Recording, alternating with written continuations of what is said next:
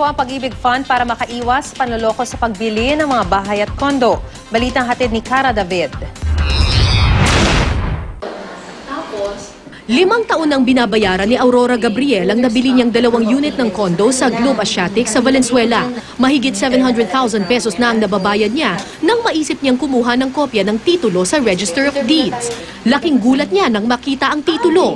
Nakasangla pala ito sa gobyerno. Paano na ngayon yung binayad namin in case na paano mangyari sa kaso ni Delphine Lee? Paano na kami na naka-in-house na nakasanla? Hindi po namin alam kung saan kami lulugar. Hindi po rin namin alam kung anong gagawin namin para protektahan yung perang nilabas po namin. Isa lamang si Aurora sa daan-daang biktima ng umano'y double selling ng Globe Asiatic. Nagarapan ng asawa ko, kaya kailangan siyempre yung kinabukasan namin maganda rin sa future, ganun po. Malabo na nga ang titulo, may problema pa ang mismong kondo. Nang itayo ng Globe Asiatic itong Chateau Valenzuela Condominium, ang pangako nila sa mga homeowner by 2010, tapos na yung kondo at ito turn over na sa mga homeowner. Pero tingnan nyo naman, 2014 na tayo, marami pang lugar dito ang hindi pa rin natatapos. At ang isa dyan, itong kanilang fire exit. Fire exit nila ito pero hindi mo siya mabuksan. Kahit na itulak mo or hilahin mo, parang nakalak eh.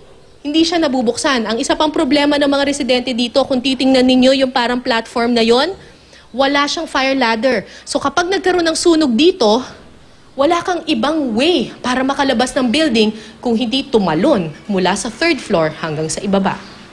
Itinatanggi ni Delphine Lee ng Globe Asiatic na nag-double selling sila. Maayos rin daw ang kanilang mga kondo. Kinasuhan na ng Pag-ibig Fund si Delphine Lee at ang Globe Asiatic dahil sa natuklasan nilang mga umano'y housing scam ni Lee. Payo ng Pag-ibig Fund sa lahat ng may balak bumili ng bahay o kondo, siguraduhin kumpleto ang dokumento. Itago ang resibo ng lahat ng binayaran nyo. Kailangan may deed of absolute sale kung fully paid na o contract to sell kung installment ang bayaran. At humingi ng kopya ng titulo.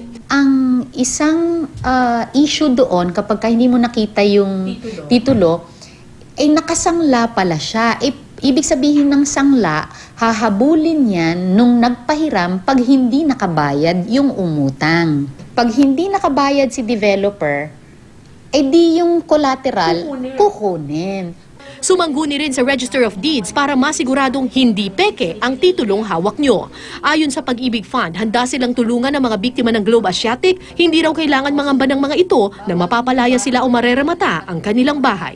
Ina-acknowledge namin na yung bayad niya ng full payment kay Delphine Lee ay parang full payment na niya for the property. So, hindi namin siya paaalisin.